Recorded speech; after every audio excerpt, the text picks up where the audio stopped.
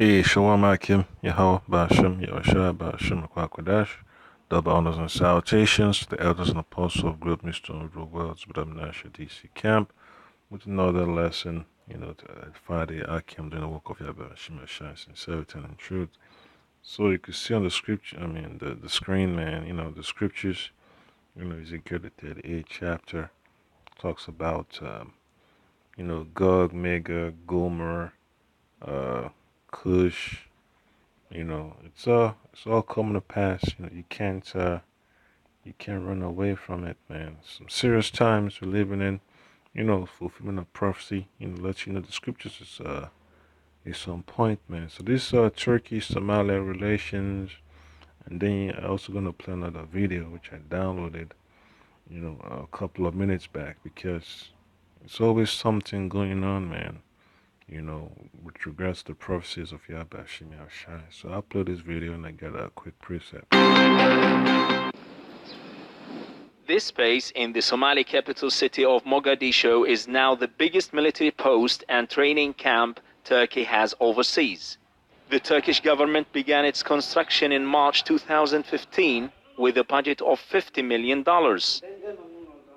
Somali Prime Minister Hassan Ali Khairi attended the opening ceremony and said Turkey's initiative is part of a strategic partnership that is based on mutual agreements.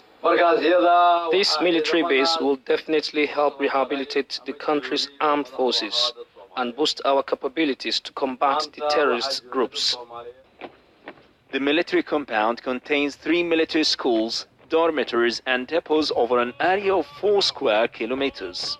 A number of countries have military bases in Somalia, but this Turkish compound is said to be the only one that offers military training and education to Somali students, and the academy that will be in charge of those programs opens today. Turkey has been active in Somalia since 2011. The Turkish government has aimed to help the country strengthen its public institutions and combat the constant terror attacks. Local sources say that just a day ago, a Shabab radical group attacked an army base, killed at least 20 soldiers, and looted equipment. I pay my condolence to the Somali government about the latest terrorist attack that killed several soldiers. With our mutual cooperation, I do believe that together we will defeat terrorism. Around 200 Turkish soldiers have been deployed at the base. They will be training more than 1,500 troops at a time. And this year's 150 students make up the first group of trainees. Analysts... And that's something, we haven't really seen much of it, but it's taking place, man. The media hasn't really shed much light on it, but, it's all prophecy of the Lord Yahweh Shemi Shai. All right. Turkey has an interest to establish itself as a growing international power in this part of Africa. In this part of Africa, we all know that the geopolitical strategy of Somalia has the potential to tackle all kinds of terrorism. And Somalia hopes that with the help of Turkey, it can finally defeat the terror group that have been active throughout the country for decades. They don't really have to defeat the terror group. They just got to switch sides, that's all, man. Because all these so-called terrorist groups, they get funding from different sources, man. From all these private corporations that have fronts to flex their muscles, to exert their policies, to put their policies in action. That's exactly what these terrorist groups are all about, man. They're just a bunch of mercenaries that get paid. They get paid. Someone got to supply them ammunition. It's one of those things, man. I can gotta look into all these ideas of geopolitics. So I'll put the video some more. Ahmed Al-Burai, TRT Word, Mogadishu, Somalia. Yeah, so that's one point right there, Akim. So this cooperation between the Turks and these Cushites in Somalia, it's all part of prophecy. All right. So I'm gonna get another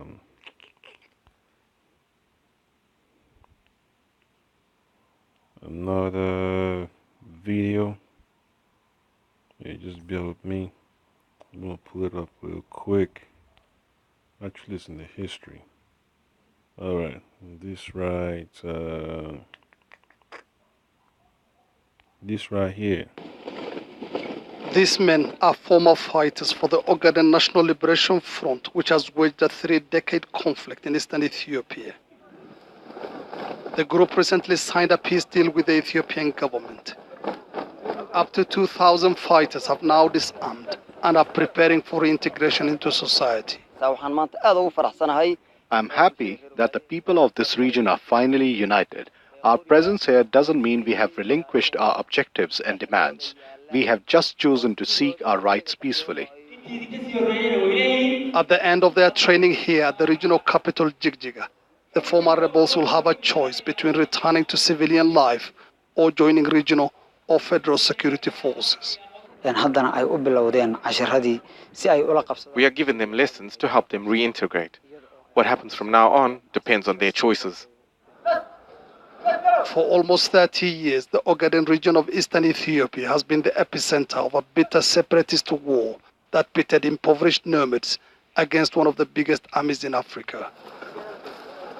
Formed in 1984, the Ogaden National Liberation Front, or ONLF, as it's known here, had been fighting for the rights of ethnic Somalis living in eastern Ethiopia to self-determination. And that's the point, the Somalis, folks to play around with. I said that the rough version of a Cushite in Ethiopia, but it's all prophecy. They're all the same people, but they're rougher. They don't play around, man. All right. So it's all part of prophecy. So if you keep on playing the video, we dig in further deep, including the option of secession. In 2007, Ethiopian forces waged a large-scale offensive against the group after its fighters attacked a Chinese-run oil facility in the region, killing 74 people. Yeah, so that's all in that side of Africa, man. In East Africa, especially that Somalia, um, Ethiopia area. They got all that. So you got the Chinese over there. So I'll let you know, man. There's this race for supremacy, man. All right. So if you keep on watching the video, when you get a chance, you see a lot of clues. European Parliament just a few months ago removed the Ogaden National Liberation Front from its list of banned organizations as part of Prime Minister Abiy Ahmed's program of political reforms. The Prime Minister who took power last April is presiding over a push to shake this nation of 100 million people from decades of security-obsessed rule. Ethiopia's breakneck diplomatic thaw with former rival Eritrea since last year also helped transform the Eritrean government from a chief sponsor of ONLF fighters to a mediator. Political peaceful means? The group's leadership is now working on turning it into a political party with the hope of taking part in elections next year. So we have to bring unity among our people. We have to bring equity and justice. We have to build institutions. We don't have institutions at all. They're all shambles. There's a lot of, a culture of corruption, culture of intimidation. We have to make this a truly democratic area. The region the ONLF operated in contains 4 trillion cubic feet of gas and oil deposits, according to the Ethiopian government. With peace now achieved, the next step can only be taking advantage of the God-given resources in our region to develop our people economically. We have resources not available in other parts of Ethiopia. A Chinese firm has completed work on 2 gas fields in the Ogaden region. Last month, Ethiopia signed an agreement with Djibouti to have a pipeline constructed to export the gas through ports in Djibouti. It will be a while, though, before Ethiopia joins the League of Oil-Producing Countries, as the pipeline could take at least 2 years to complete. Yep. So that's one point, I can gotta be aware of, man. This stuff is no joke. So it's beautiful to see the power of Lord Yahweh Shemel Shai being displayed, man. You can't ignore what the scripture talks about, man. You can't. You can't. You just got to look at things the way the Most High set it up. All right. So I'm gonna get this quick precept. It's from the book of Ezekiel chapter 30. 38. All right, if you read from verse 1 all the way to verse 7, you get the whole point, but the main point I'll focus on is verse 5. It says, Persia, Ethiopia, and Libya with them, all right, we joining with the Russians, and all of them with shield and helmets. So all those guys, you see on the screen there, they're marching. They said they they give up their weapons to reintegrate in society. These are the same old folks. They're gonna get brand new uniforms, get more training how to use all these heavy weapons and all that stuff. Yep, they're gonna suit up again, man. That's the time we're coming into. And then it says in verse 6, Gomer and all his band, the Turks and the little crews here and there and over that side in Europe, the house of Togarmah of the north quarters, and all his bands, and many people with thee. Then it says in verse 7, Be thou prepared and prepare for thyself, thou and all thy company that are assembled unto thee, and be thou a God unto them. All right, so that's one point right there, man. You can't ignore it. And then if you keep on looking, if you play this video here. This